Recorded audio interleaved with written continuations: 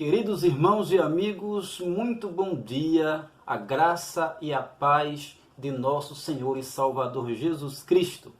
Mais uma vez, estamos aqui mais um domingo para o nosso estudo bíblico, a nossa escola bíblica dominical, um pouco diferente, mas sem deixar nós estarmos aqui comprometidos com o ensino sério da palavra do Senhor, das Escrituras Sagradas. Eu queria nesse momento agradecer ao Senhor com você por esse domingo, agradecer a Deus orando por mais um domingo que Ele nos dá, por estarmos bem, por estarmos aqui com saúde. Então que o Senhor nos preserve assim, que o Senhor preserve a sua família assim também, e que nós hoje, domingo, aproveitemos para realmente dedicar um tempo especial às coisas do Senhor, dedicar um tempo especial ao estudo das Escrituras Sagradas, dedicar um tempo especial ao louvor e à adoração a Deus. Logo mais às 18 horas, nós temos aqui o nosso culto de louvor e adoração e pregação da palavra do Senhor nesse mesmo canal.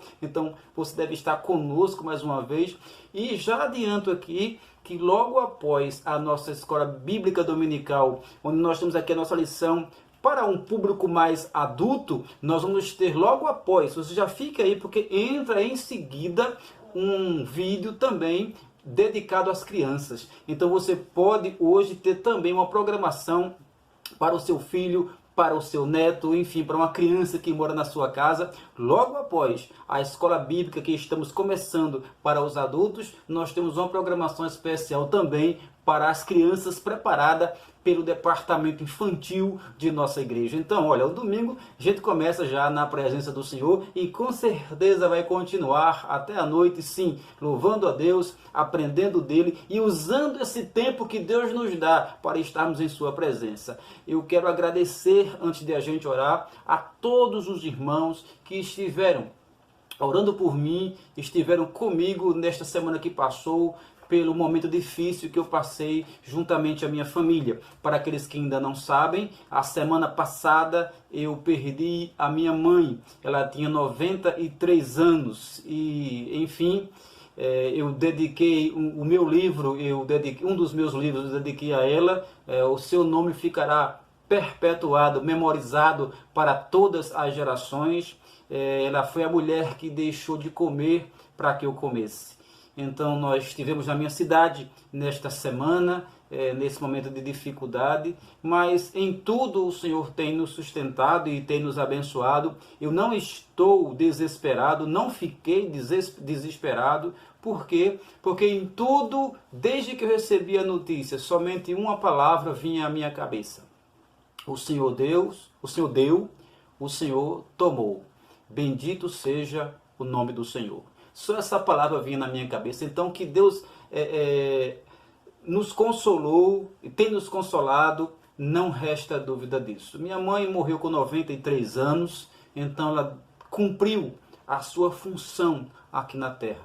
Deus foi muito gracioso conosco por ter nos dado a sua vida durante 93 anos. Eu agradeço a todos que oraram por mim nesse momento difícil. Agora vamos orar por nós, vamos pedir a Deus que nos dê um dia abençoado na presença dEle. Ore por você, ore pela sua família, oremos por todos nós.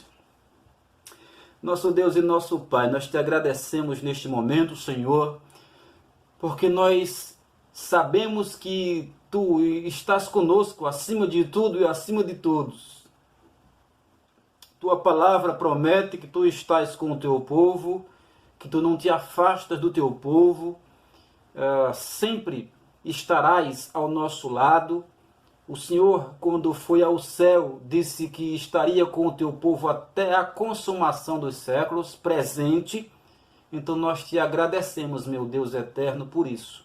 Nós queremos te agradecer pelo teu conforto, pelo teu consolo, pela segurança que nós temos no Senhor. E nós queremos entregar este dia em tuas santas mãos, meu Pai. Abençoa mais uma vez nossa leitura, nosso estudo das Escrituras, da história da Bíblia, da formação da Bíblia.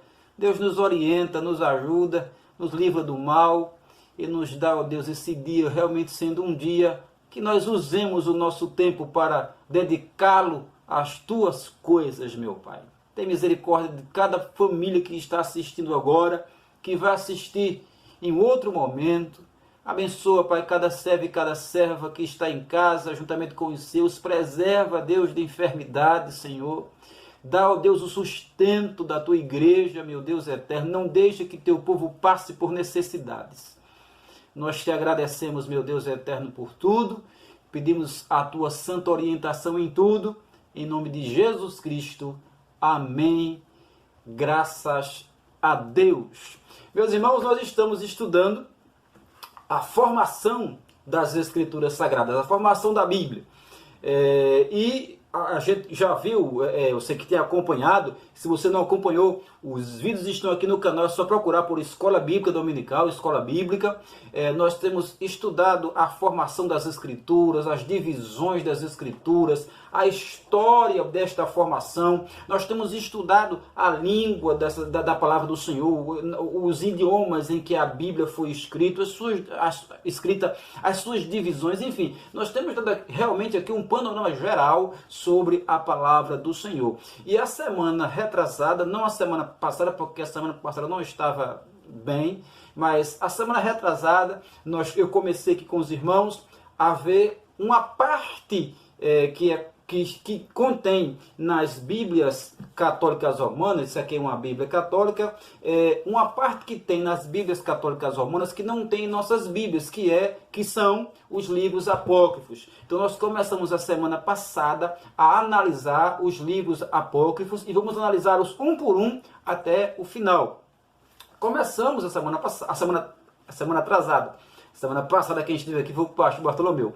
Na semana retrasada nós começamos com o livro de Tobias e nós analisamos ali o que nós entendemos que são falhas graves que não podem fazer com que aquele livro seja colocado no cânon, na coleção dos livros que a gente considera sagrados e inspirados por Deus. Hoje a gente dá continuidade ao segundo livro apócrifo e hoje o nosso tema vai ser o livro de Judite. Judite é o tema de hoje. Judite é o nome de uma querida irmã nossa, né? A filha do pastor Jonatas Ferreira Catão, que, se por acaso estiver nos assistindo, a gente já manda aqui a graça e a paz do Senhor Jesus Cristo para o nosso pastor Jonatas Ferreira Catão e toda a sua família. Então, o livro de Judite é mais um dos livros que a gente considera como livros apócrifos. Agora, quando a gente começa a ler este livro, será que a gente encontra algum detalhe que faça com que nós também não coloquemos este livro em nossas Bíblias? Essa aqui é uma Bíblia evangélica e esta Bíblia não tem esses 7 livros que a Bíblia Católica tem. Então, por que é que eu, como um evangélico pastor, não coloquei e entendo que não deveria ser colocado este livro de Judite em nossa Bíblia? Eu vou dar as razões aqui a você, porque é que nós, como evangélicos, não aceitamos Judite como um livro inspirado por Deus. No final, você vai tirar as suas conclusões se as razões que eu vou apresentar aqui serão razões suficientes ou não para que você possa aceitar Judite como um livro de Deus, inspirado por Deus ou não. Então, comecemos, meus irmãos, o nosso estudo. Quem tem uma Bíblia Católica aí, você já pode pegar, eu dou um tempinho para você. Abra no livro de Judite, para que você possa acompanhar o que eu vou estar aqui citando para você, para que você entenda que eu não estou aqui citando coisas de ouvir falar da minha cabeça. Também você pode dar aí um WhatsApp para alguém que você sabe que faz parte da Igreja Católica Romana, que é um amigo seu, uma amiga sua, e para que ele possa assistir, ela possa assistir, e nós não vamos aqui agredir ninguém, fiquem tranquilos com isso. Eu não tenho o costume de agredir ninguém, nós estamos aqui defendendo o que nós acreditamos. Então a pessoa vai assistir e vai tirar as suas conclusões, se as nossas assertivas aqui, se as nossas afirmações são afirmações que devem ser consideradas ou não. Mas, como diz a palavra do Senhor, sem agredir ninguém, nós devemos defender a nossa fé com mansidão e sem agressão. Então, agora sim, creio que deu tempo de você pegar a sua Bíblia, mandar uma mensagem aí para alguém, mandar aí o link do vídeo para alguém da nossa escola bíblica. Comecemos com o livro de Judite. Onde é que estão para nós esses problemas? Primeiro, nós começamos, é claro, com o capítulo 1. No capítulo 1 de Judite, versículo 1, está escrito assim: Era o 12º ano do reinado de Nabucodonosor, que reinou sobre os assírios em Nínive, a grande cidade. Arfaxade reinava então sobre os medos em Ecbatana. Vamos parar aqui já, que já temos problemas aqui. Se você lembrou ou lembra, quando nós estamos aqui falando quais foram os critérios que os nossos antepassados cristãos usaram para escolher os 66 livros que estão aqui em nossas Bíblias. Não sei se você lembra, se não lembra, pode reassistir o vídeo, né, da formação do cânon da Bíblia, que está aqui no nosso canal, uma das escolas bíblicas. A gente informou aqui que um dos critérios era que o livro para estar nas Escrituras Sagradas não podia ser fantasia, não podia ser um livro de ficção, um livro que quem lesse já visse que ali tinha imprecisões históricas, imprecisões geográficas, enfim. Se fosse um livro de ficção, não era para estar nas Escrituras. Era para estar nas Escrituras livros de histórias reais, factíveis, onde as pessoas pudessem confirmar o que estavam lendo. E aqui nós temos o primeiro problema no capítulo 1, versículo 1 de Judite, porque se você prestou atenção, diz que era o 12º ano, né? O ano 12, do reinado de Nabucodonosor, que reinou sobre os assírios em Nínive. Nínive era a capital da Síria. E onde é que está o problema? O problema está no seguinte, é que Nabucodonosor nunca reinou em Nínive. Vou repetir. O texto está dizendo que Nabucodonosor era rei dos assírios em Nínive. Nabucodonosor nunca reinou em Nínive. Nabucodonosor era rei da Babilônia. Aliás, o pai de Nabucodonosor destruiu a cidade de Nínive em 612 a.C. E onde é que está o problema maior? É que Nabucodonosor só nasceu em 605 a.C. Veja, o pai dele destruiu a cidade de Nínive em 612 a.C. E Nabucodonosor só nasceu em 605 a.C. Ou seja, já faziam 7 anos que a cidade de Nínive tinha sido destruída pelo seu pai, o pai dele chamava-se Nabopolassar.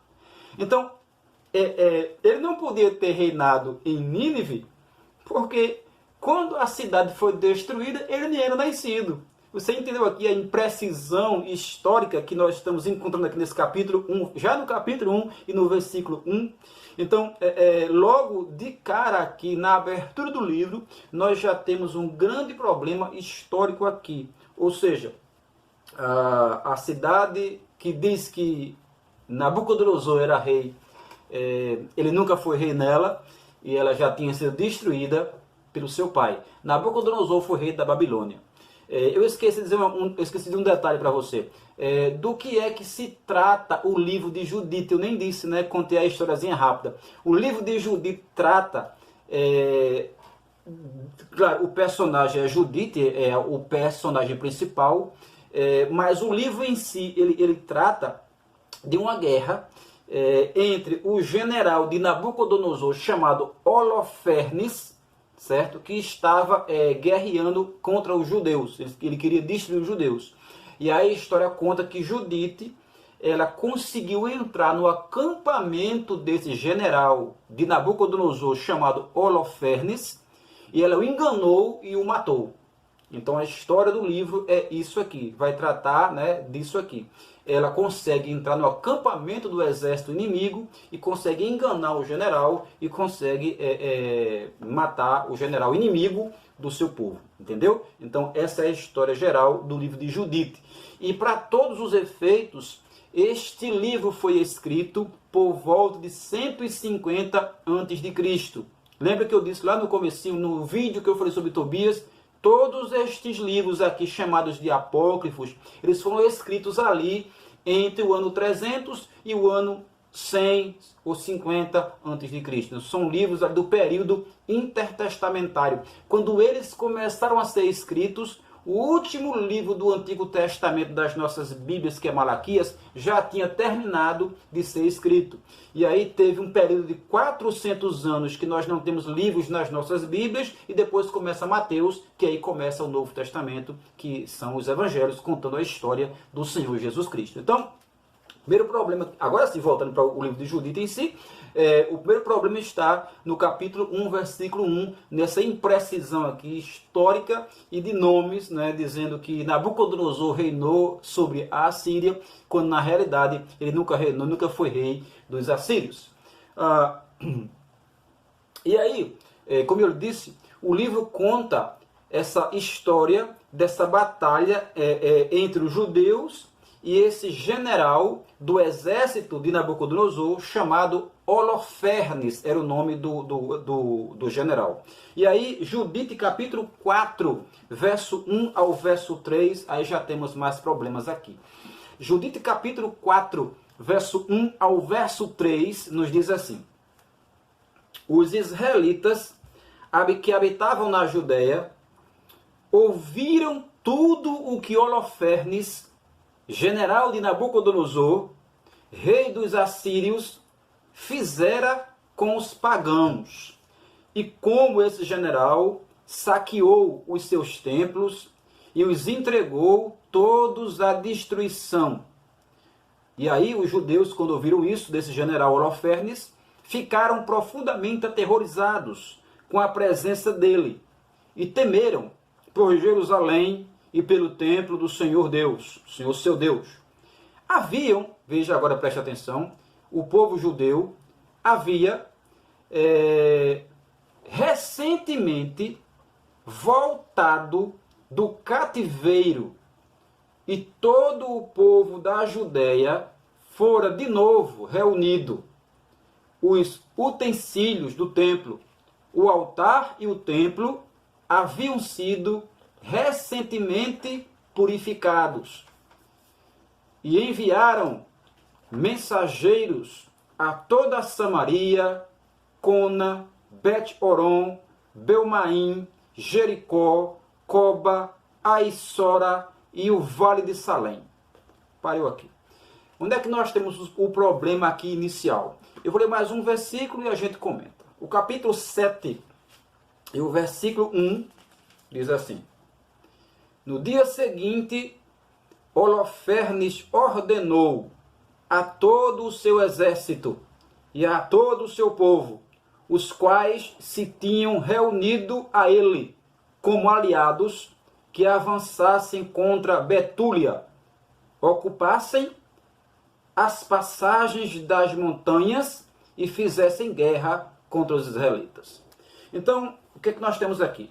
Nós temos que o general está acampado, né? Ele quer invadir o povo de Israel, e ele quer invadir uma cidade chamada Betúlia, é a cidade que ele quer invadir do povo de Israel. Mas os problemas aqui nessa passagem que a gente acabou de ler já começam a aparecer ao leitor mais atento. E onde é que está o primeiro problema? O primeiro problema começa com o nome do general. Veja, o nome do general era Holofernes, que diz aqui que ele era general de Nabucodonosor, capítulo 4, verso 1.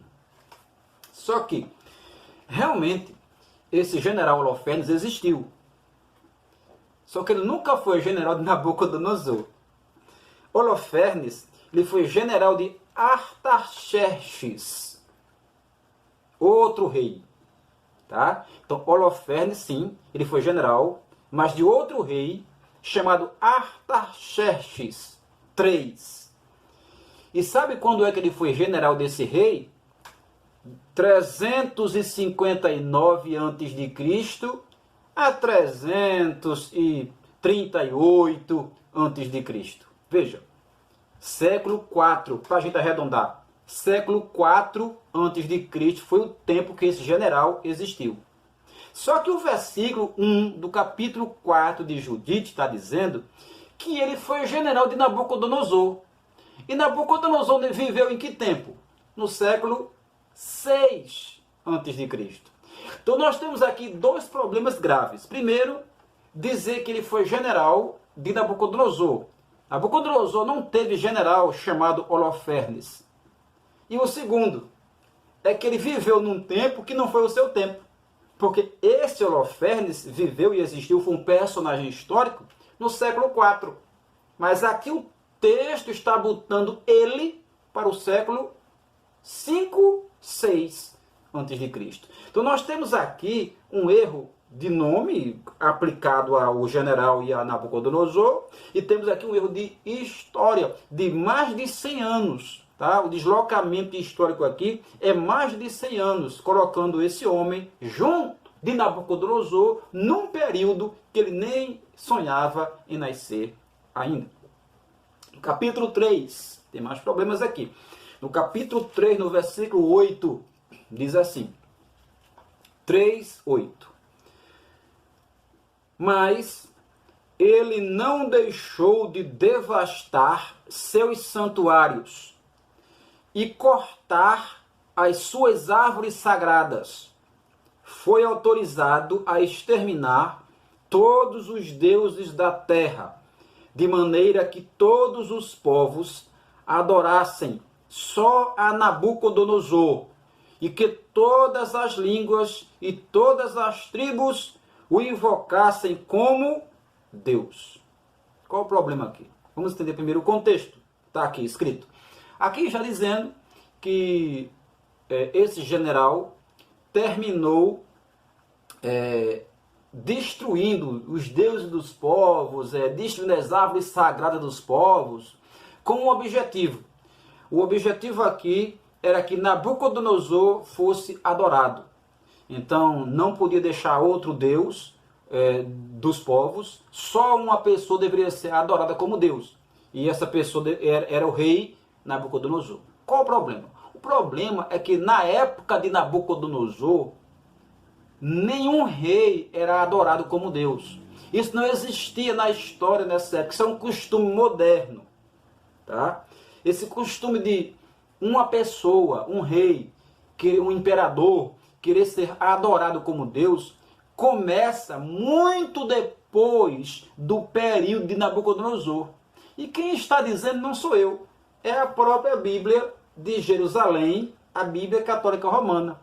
Comentando esse versículo aqui, a Bíblia Católica Romana diz assim: nunca, preste atenção, nunca os reis da Síria ou da Babilônia fizeram tal exigência. Ou seja, essa exigência aqui de ser adorado como Deus, os reis ou da Babilônia ou da Síria, e aqui o livro está dizendo que Nabucodonosor era rei da Síria, então esses reis nunca fizeram essa exigência de serem adorados como Deus.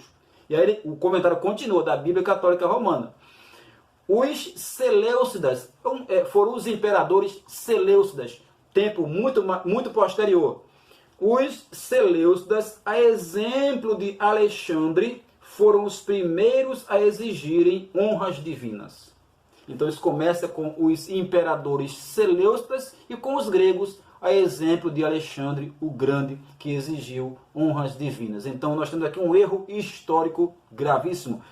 Não existia isso de um rei, por exemplo, Nabucodonosor, na época dele, querer ser adorado como Deus. Lembre-se, Nabucodonosor, ele viveu no século 5, 6 a.C. E uma outra coisa aqui que a gente tem que prestar atenção. O livro cita duas cidades aqui. Já citei uma que foi Betúlia. Diz que o general Holofernes queria atacar a cidade de Betúlia. E também esse livro cita uma outra cidade chamada Betomestaim, que está no capítulo 4, versículo 6, que diz assim, 4, versículo número 6.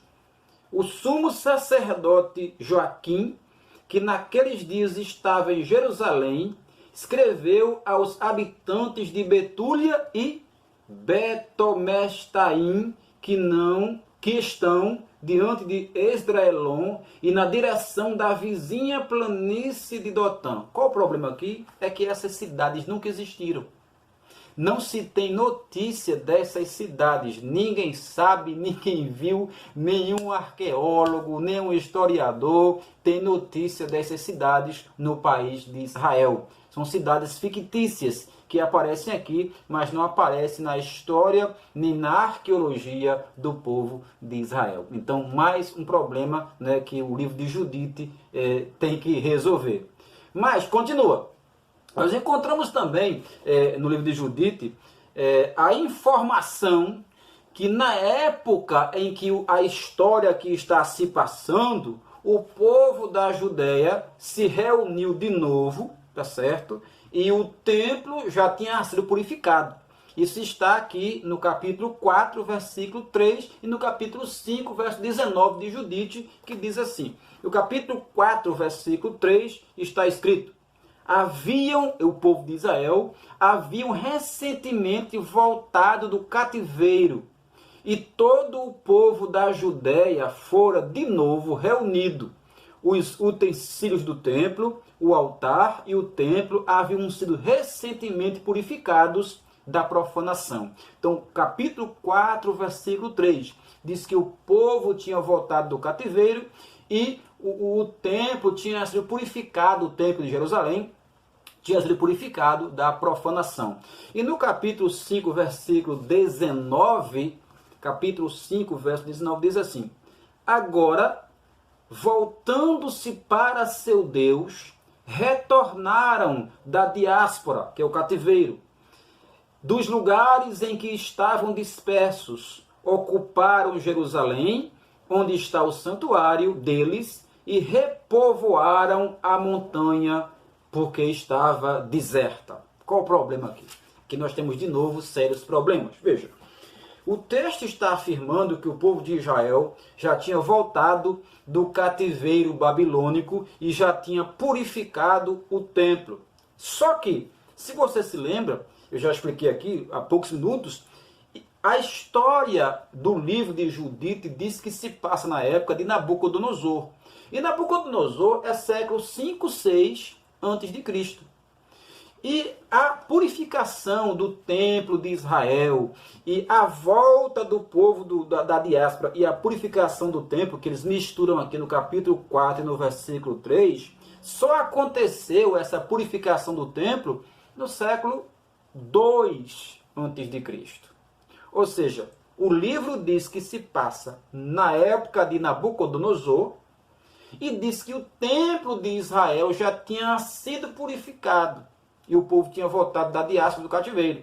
Só que a purificação do templo só acontece na história do povo de Israel no século 2, que é o período dos Macabeus, quando os gregos eles profanaram o templo de Jerusalém. Houve a guerra dos Macabeus, eles reconquistaram o templo de Jerusalém e o purificaram, isso no século 2. Então nós temos aqui um erro histórico de mais ou menos 400 anos. É colocado aqui um evento que está cronologicamente equivocado. Ele se passa numa época e o livro está colocando este evento em uma outra época.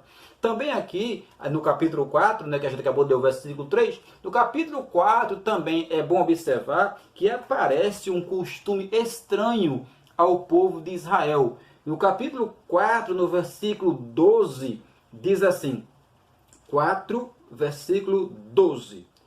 Minha Bíblia tem uns versículos pequenininhos, então por isso que eu demoro um pouquinho para encontrar. Diz assim, envolveram o altar, presta atenção,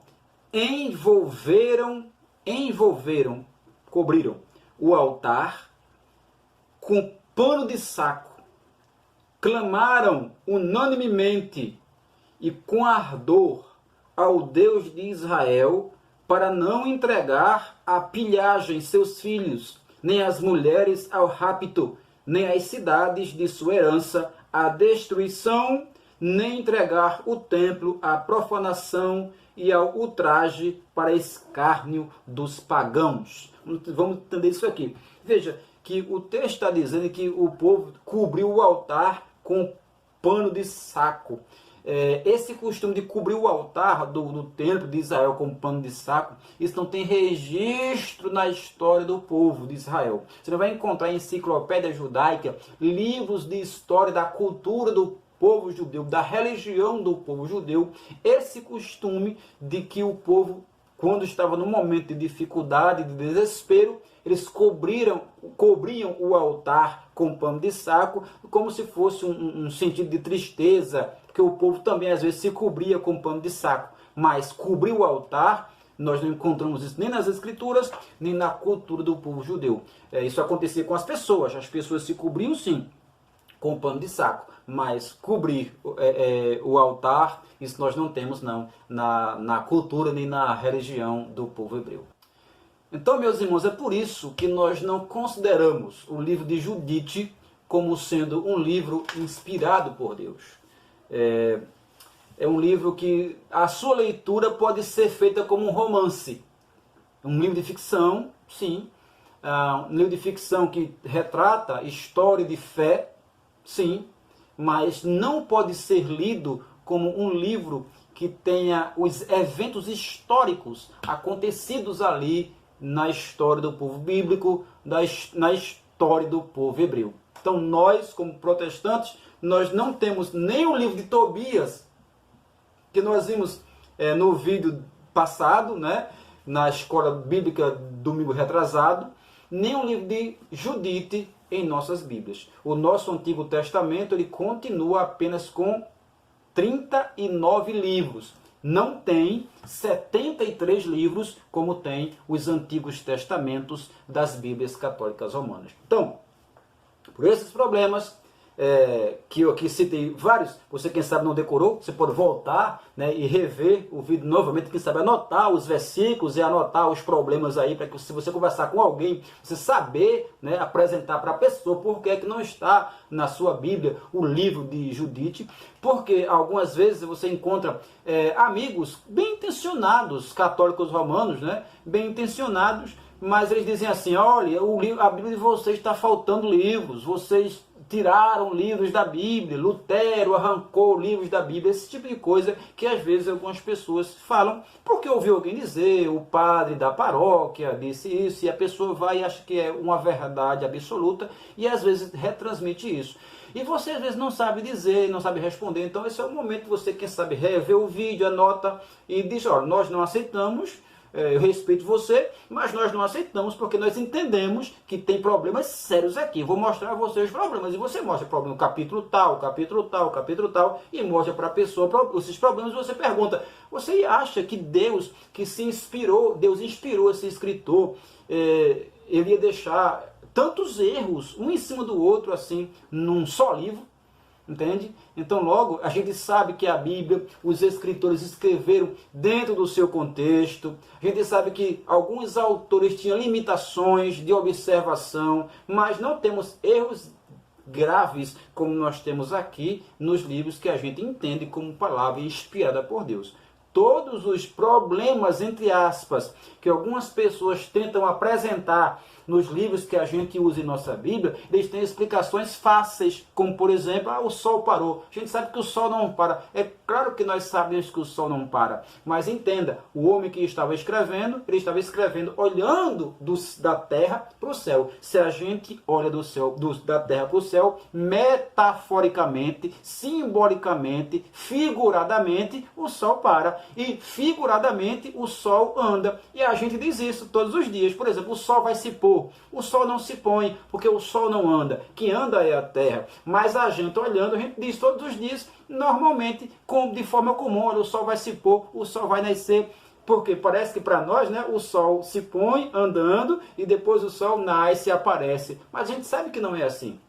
Então é uma linguagem que o ser humano usa sabendo que está falando de uma forma figurada. Como eu digo assim, a minha mesa aqui tem 4 pés. A mesa não tem pés, né, minha gente? A gente sabe que mesa não tem pés, mas a gente usa esse tipo de linguagem figurada. Então, usar uma linguagem figurada é uma coisa. Mas o que nós temos aqui não é uso de linguagem figurada, são erros históricos, erros graves. Não só um, vários erros nós encontramos aqui no livro de Judite. Então, por isso que nós não aceitamos também o livro de Judite como inspirado por Deus. Na semana que vem, a gente continua com o próximo.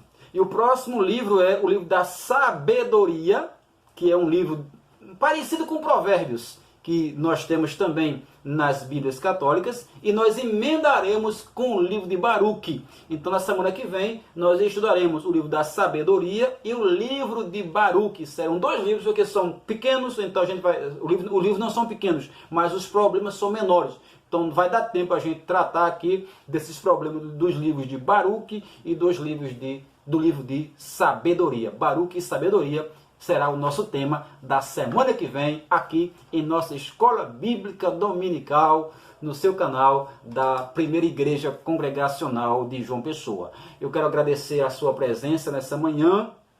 Quero dizer que você não pode desligar aí a sua televisão, o seu celular do canal. Fica aí, porque vai entrar, após a nossa escola, o departamento infantil da nossa igreja vai entrar com a programação para as nossas crianças. Então fique aí, chama seu filho, chama a criança de casa, bota aí no telão para que ele possa interagir com as professoras, né, na nossa escola bíblica infantil de nossa igreja. Agradeço a sua presença, agradeço a sua audiência, agradeço as suas orações. Deus abençoe você, Deus abençoe a sua casa, a sua família. Logo mais às 18 horas, nós temos aqui o nosso culto de louvor e adoração ao Senhor. Aproveite essa quarentena, aproveite esse tempo que Deus está te dando em casa para que você possa conhecer mais das Escrituras, ter conhecimento mais generalizado através da Bíblia, da sua formação. Procure bons materiais sobre esses assuntos que a gente está falando aqui. Vou achar difícil você achar assuntos sobre os apócrifos, porque é escasso. Você vai encontrar quase nada e ninguém explicando o que eu expliquei aqui nesse vídeo. Mas vai encontrar, sim, bons materiais sobre a Bíblia em si e a formação das Escrituras. Isso sim, nós encontramos muitas vezes bons materiais aqui mesmo na internet. Então procure, se informe e estude mais sobre as Escrituras Sagradas. Eu queria terminar orando mais uma vez com você, pedindo ao Senhor um domingo abençoado para mim e para a sua casa, e que nós não nos esqueçamos.